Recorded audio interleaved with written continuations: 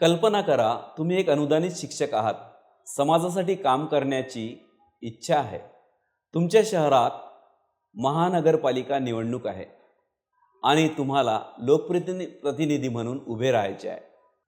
पण लगेच एकच प्रश्न, मी अनुदानित शिक्षक आहे. मी उमेदवारी भरू शकतो का? माझ्या नोकरीला धोका तर नाही ना? आज मी तुम्हाला सांगणार आहे संपूर्ण सत्य. MEPS ॲक्ट रूल 42, सरकारी निर्बंध, हायकोर्ट सुप्रीम कोर्टाचे निर्णय आणि तुमचा उमेदवार होण्याचा अधिकृत हक्क. हा व्हिडिओ पाहिल्यावर तुम्हाला कुणाच्याही पुढे हात जोडून विचारायला लागणार नाही, मला परवानगी मिळेल का? उलट तुम्ही आत्मविश्वासाने सांगाल, हा माझा कायदेशीर हक्क आहे. महाराष्ट्रात हजारो शिक्षक महानगरपालिका, नगर परिषद, जिल्हा परिषद यांच्या निवडणुकांमध्ये सहभागी इच्छितात. पण सर्वांना एकच भीती, मी शिक्षक आहे, मग मी उमेदवारी भरू शकतो का? माझी उमेदवारी धोक्यात येईल का? सरकारी कर्मचाऱ्यांना राजकीय बंदी लागू असते, मग आम्हाला देखील ती लागू आहे का? या प्रश्नाचे उत्तर होय, तुम्ही उमेदवारी भरू शकता आणि यासाठी मजबूत कायदेशीर आधारही आहे. सरकारी कर्मचाऱ्यांना राजकीय बंदी लागू असते, मग आम्हाला देखील लागू आहे का? या प्रश्नाचे उत्तर होय, तुम्ही उमेदवारी भरू शकता आणि यासाठी मजबूत कायदेशीर आधारही आहे. याचे स्पष्ट उत्तर आहे, अनुदानित शिक्षक सरकारी कर्मचारी नाहीत. MEPS ॲक्टमध्ये आणि विशेषतः रूल 42 मध्ये शिक्षकाला उमेदवार होण्याचा स्पष्टतः मार्ग दिलेला आहे. खाजगी अनुदानित शिक्षक सरकारी कर्मचारी नाहीत. ही सर्वात महत्त्वाची बाब. MEPS ॲक्ट 1977 आणि MEPS रूल 1981 हे सांगतात की अनुदानित शाळेतील कर्मचारी प्रायव्हेट मॅनेजमेंट अंतर्गत येतात. त्यामुळे गव्हर्नमेंट सर्वंट हे पदनाम लागू होत नाही. त्यामुळे शासकीय कर्मचाऱ्यांवरील शासकीय बंदीचे नियम लागू होत नाहीत. निवडणूक लढवल्याने कर्मचारी आचारसंहितेचा भंग होत नाही. हे विधान कोर्टाने देखील स्पष्ट केले आहे. MEPS रूल 42 हा सर्वात महत्त्वाचा नियम. आता मुख्य मुद्दा, रूल 42 काय सांगतो? MEPS रूल 1981 रूल 42 चे सार असे: परमिशन टू कॉन्टेस्ट इलेक्शन्स. शिक्षकाला व्यवस्थापनाची लेखी परवानगी मिळाल्यास तो कोणत्याही निवडणुकीत उमेदवार होऊ शकतो. निवडणूक कालावधीत लीव्ह विदाऊट पे किंवा एक्स्ट्रा ऑर्डिनरी लीव्ह घेऊ शकतो. सेवा तुटत नाही. Service continuity protected. म्हणजेच नियमावलीच सांगते की शिक्षक निवडणूक लढवू शकतो. फक्त प्रक्रिया, व्यवस्थापनाची परवानगी, अधिक योग्य रजा. याचा अर्थ काय? जिथे एखादा कायदा बंदी घालतो तेथे परवानगी मागण्याची गरजच नसते. पण रूल 42 उलट सांगतो, परवानगी मिळवा आणि मुक्तपणे निवडणूक लढवा. याचा अर्थ हा नियम अस्तित्वात आहे कारण अनुदानित शिक्षकांना उमेदवारीचा हक्क आधीपासूनच आहे. हा हक्क नियम 42 ने संरक्षित आणि शिस्तबद्ध पद्धतीने नियंत्रित केला आहे.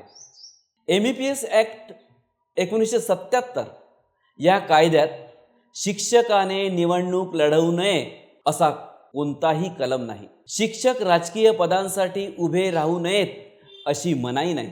MEPS रूल 1981 रूल 42 स्पष्टपणे सांगतो, शिक्षकांना आवश्यकतेनुसार एक्स्ट्रा ऑर्डिनरी लीव्ह किंवा लीव्ह विदाऊट पे देऊ शकतो. सेवेत व्यत्यय येत नाही. सर्व्हिस कंटिन्युटी राखली जाते. म्हणजेच निवडणूक कालावधीत शिक्षक रजा घेऊ शकतो व शाळेचे काम अबाधित ठेवू शकतो. MEPS ॲक्ट हे अनुदानित शिक्षकांना सरकारी कर्मचाऱ्यांपासून वेगळे करते. MEPS ॲक्टमध्ये स्पष्ट आहे की अनुदानित शिक्षक प्रायव्हेट मॅनेजमेंट एम्प्लॉई, ते गव्हर्नमेंट सर्वंट नाहीत. याचा कायदेशीर अर्थ, सरकारी कर्मचाऱ्यांना लागू असलेली राजकीय बंदी, आचारसंहिता शिक्षकांवर लागू होत नाही. हायकोर्ट सुप्रीम कोर्टाचे निर्णय देखील तुमच्याच बाजूने. Supreme Court Saint Mary school case म्हणते की private aided school teachers cannot be treated like government servants. म्हणजे त्यांच्यावर सरकारी निर्बंध लाटू शकत नाही. Bombay High Court 2019 judgment, staff of private aided schools are not government staff. अनुदानित शिक्षकांना सरकारी कर्मचारी म्हणून पाहू शकत नाही. त्यांना सरकारी कर्मचाऱ्यांवर लागू असलेले कठोर नियम लादता येत नाहीत. यावरून स्पष्ट होते की 1. अनुदानित शिक्षकांवर राजकीय बंदी लागू होत नाही. उमेदवारीवर कोणतीही शासकीय मनाई नाही. यावरून आपल्याला मिळणारा तर्क, जेव्हा शिक्षक सरकारी कर्मचारी नाही, राजकीय बंदी लागू नाही, उमेदवारीवर कुठलीही मनाई नाही. Supreme Court judgment TMA Pai Foundation 2002 म्हणते की teachers of private aided schools are not government servants. त्यामुळे सरकारी कर्मचाऱ्यांसारखे राजकीय निर्बंध लागू नाहीत. शिक्षकांची नोकरी सरकारच्या आचारसंहितेमुळे बाधित होत नाही. मग आपल्याला प्रश्न पडतो, मॅनेजमेंट परमिशन का आवश्यक? शिक्षक सरकारी कर्मचारी नसला तरी 1. शाळेचे कामकाज व्यवस्थित सुरू राहावे, विद्यार्थ्यांचे नुकसान होऊ नये, तुमची गैरहजेरी व्यवस्थित रजा म्हणून मोजली जावी. या कारणाने व्यवस्थापन, मुख्याध्यापक, शाळा समितीची परवानगी आवश्यक आहे. ती परवानगी देणे पूर्णपणे कायदेशीर आहे. रूल 42चे व्हेरीफाईड लॉजिक, उमेदवार होण्याचा मार्ग, हे खूप महत्त्वाचे. रूल 22 अधिक रूल 42 काय म्हणते? अनुदानित शिक्षक उमेदवारी दाखल करू शकतात. परवानगी प्रक्रिया व्यवस्थापनाच्या नियंत्रणाखाली, सरकारी राजकीय बंदीपासून पूर्णपणे स्वातंत्र्य. हे 3 निष्कर्ष स्पष्ट व मजबूत आहेत. 1. अनुदानित शिक्षक सरकारी कर्मचारी नाहीत. MEPS रूल 42 उमेदवारीला परवानगी देतो. 3. उच्च न्यायालय व सर्वोच्च न्यायालय दोन्ही तुमच्या बाजूने आहेत. आता शिक्षकांसाठी प्रॅक्टिकल स्टेप्स.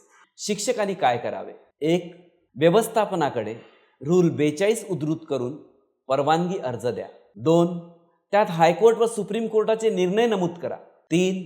निवडणूक कालावधीत लीव्ह विदाऊट पे घ्यावी. 4. शाळेला सबस्टिट्यूट टीचरची व्यवस्था सुचवा. 5. परवानगी मिळाल्यानंतर उमेदवारी अर्ज दाखल करा. 6. निवडून आल्यावरही नोकरी चालू राहते. कोर्टाने अनेक ठिकाणी हे मान्य केले आहे. तर मित्रांनो, आपण शिक्षक आहोत म्हणजे आपल्या हक्कापासून वंचित नाही. लोकशाहीत प्रत्येक नागरिकाला निवडणूक लढवण्याचा मूळ अधिकार आहे. MEPS रूल 42 हा अधिकार शिक्षकांसाठी संरक्षित करतो. आता कुणी सांगितले शिक्षक उमेदवारी लढवू शकत नाही, तर तुम्ही आत्मविश्वासाने उत्तर द्या, हो मी लढवू शकतो, कारण हा माझा कायदेशीर अधिकार आहे आणि तो MEPS रूल 42 ने स्पष्टपणे संरक्षित केला आहे. शेवटी एक गोष्ट लक्षात ठेवा, शिक्षक समाज घडवितो आणि समाज घडविणारा व्यक्ती जर समाजकारणात उतरला तर त्याचा फायदा संपूर्ण शहराला होतो. निवडणूक लढविणे हा तुमचा अधिकार आहे आणि MEPS रूल 42 हा त्या अधिकाराचा सुरक्षित दरवाजा आहे. जर तुम्हाला अर्ज, नोटीस, उत्तर किंवा संपूर्ण कायदेशीर दस्तऐवज हवा असेल तर कॉमेंटमध्ये लिहा. मी तुम्हाला वैयक्तिक स्वरूपात तयार करून देईन.